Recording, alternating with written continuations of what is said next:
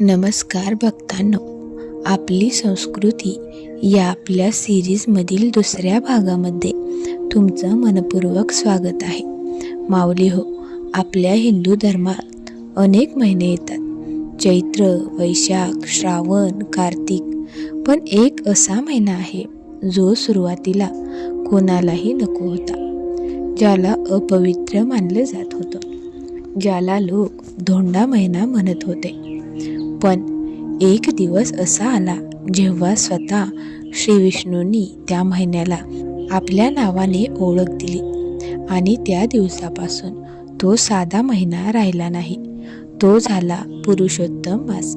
आज आपण ऐकणार आहोत पुरुषोत्तम मासाची म्हणजेच धोंड्या महिन्याची खरी आणि अद्भुत कथा, ज्यात आहे दुःख, अपमान, भक्ती आणि श्री विष्णूचं अमर वरदान.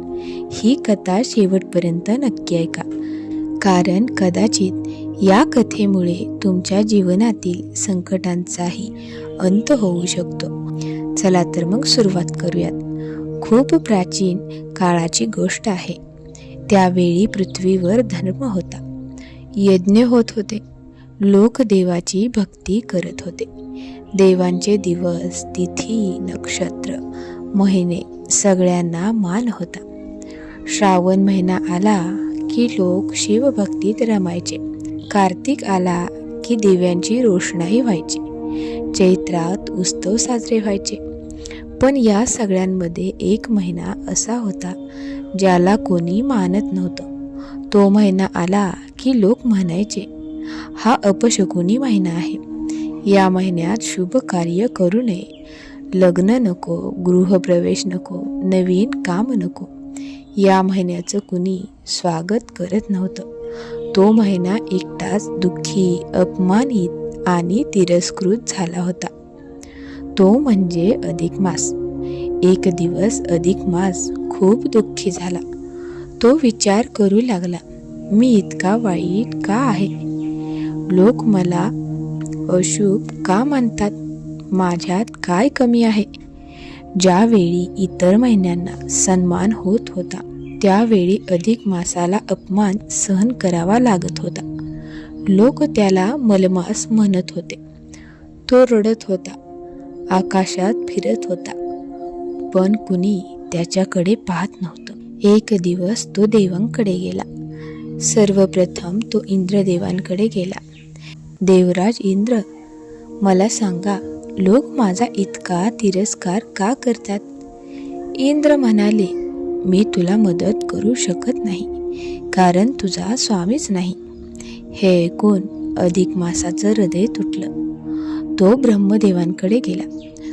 प्रभो, मला सन्मान मिळेल असा मार्ग सांगा. ब्रह्मदेव म्हणाले, प्रत्येक महिन्याचा एक अधिपती देव आहे, पण तुझा अधिपती नाही, म्हणून तुला मान नाही. अधिक मास रडू लागला. तो म्हणाला, मग मी काय करू? मी कुठे जाऊ? ब्रह्मदेव म्हणाले, फक्त एकच देव तुला मदत करू शकतो, स्वतः श्री विष्णू. हे ऐकताच अधिक मास थेट वैकुंठाकडे निघाला. रस्त्यात त्याच्या डोळ्यात अश्रू होते. तो सतत विचार करत होता, जर श्री विष्णूंनीही मला नाकारलं तर? पण तरीही तो वैकुंठात पोहोचला. तिथे सर्वत्र दिव्य प्रकाश होता. शंखनाद होत होता. देवदेवता उभ्या होत्या आणि मध्ये स्वतः श्री विष्णू विराजमान होते. त्यांच्या चेहऱ्यावर तेज होतं, डोळ्यात करुणा होती. अधिक मास त्यांच्या चरणी पडला आणि रडत रडत म्हणाला, प्रभू, माझं आयुष्य शापासारखं झालं आहे. लोक मला अशुभ म्हणतात, माझा अपमान करतात, माझ्यात दोष नसतानाही मला तुच्छ मानतात. मला सांगा प्रभू, मी इतका वाईट आहे का? अधिक मासाचं दुःख ऐकून श्री विष्णूंची डोळे भरून आले. ते म्हणाले, नाही अधिक मास, तू वाईट नाहीस. ज्याला जग नाकारतं त्याला मी स्वीकारतो. ज्याला कोणी नाही त्याचा मी आहे. हे शब्द ऐकताच अधिक मास रडू लागला. तो म्हणाला, प्रभू, मला फक्त थोडासा सन्मान हवा आहे. लोकांनी मला तुच्छ मानू नये. तेव्हा श्री विष्णू हसले आणि म्हणाले, आजपासून मी तुला माझं नाव देतो. तू आता अधिक मास नाहीस, तू आहेस पुरुषोत्तम मास. सर्व वैकुंठात शंखनाद झाला. देव आनंदित झाले आणि श्री विष्णूंनी पुढे सांगितलं, या महिन्यात जो भक्त माझी भक्ती करेल त्याच्यावर माझी विशेष कृपा राहील.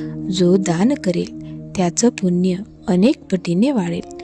जो जप करेल त्याच्या पापाचा नाश होईल. जो कथा ऐकेल त्याच्या घरात सुख शांती येईल. आणि जो भक्त मनापासून माझं नामस्मरण करेल त्याला मी कधीही सोडणार नाही. त्या दिवसापासून अधिक मास झाला पुरुषोत्तम मास. जे लोक त्या महिन्याला अपशकुनी मानत होते तेच लोक आता भक्ती करू लागले. मंदिरामध्ये भजन सुरू झालं. दानधर्म वाढले. रामायण भगवद्गीता पारायण सुरू झालं. लोक म्हणू लागले, हा साधा महिना नाही, हा श्री विष्णूंचा महिना आहे. आणि त्या दिवसापासून पुरुषोत्तम मास पवित्र मानला जाऊ लागला. एका गरीब भक्ताची कथा आपण थोडक्यात पाहूयात. एका गावात एक गरीब वृद्ध स्त्री राहत होती. तिच्याकडे पैसा नव्हता, मोठं घर नव्हतं, पण तिच्याकडे होती श्री विष्णूंवरील श्रद्धा. पुरुषोत्तम मास सुरू झाला. ती रोज नदीवर जायची, स्नान करायची आणि म्हणायची, ओम नमो भगवते वासुदेवाय. लोक तिची थट्टा करायचे, या म्हातारीला काय मिळणार आहे भक्ती करून. पण ती शांत होती. एक दिवस तिच्या घरी अन्न नव्हतं. ती उपाशी झोपली. रात्री तिला स्वप्न पडलं. स्वतः श्री विष्णू तिच्या समोर उभे होते. ते म्हणाले, आई, तुझी भक्ती मला प्रिय आहे. उद्या तुझं दुःख संपेल. दुसऱ्या दिवशी गावातील एक श्रीमंत माणूस तिच्या घरी आला. तो म्हणाला, मला स्वप्नात आदेश मिळाला की तुझी सेवा करावी. त्या दिवसापासून त्या वृद्ध स्त्रीचं आयुष्य बदललं. आता आपण पाहूयात पुरुषोत्तम मासात काय करावं. या महिन्यात भगवान विष्णूंची पूजा करावी, भगवद्गीता वाचावी, ओम नमो भगवते वासुदेवाय या नामाचा जप करावा, तुळशीची पूजा करावी, दानधर्म करावा आणि नामस्मरण करावं. कारण या महिन्यात केलेली भक्ती अनेक जन्माचं पुण्य देते. माऊली हो, या कथेतून एक मोठी शिकवण मिळते. ज्याला जग नाकारतं त्याला देव स्वीकारतो.